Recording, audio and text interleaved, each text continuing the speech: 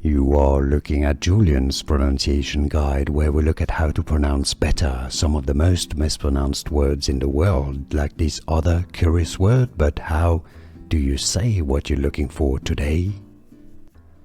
Let's learn how to pronounce this Chinese word, Chinese expression meaning red envelope or red pocket, that is usually used to gift cash.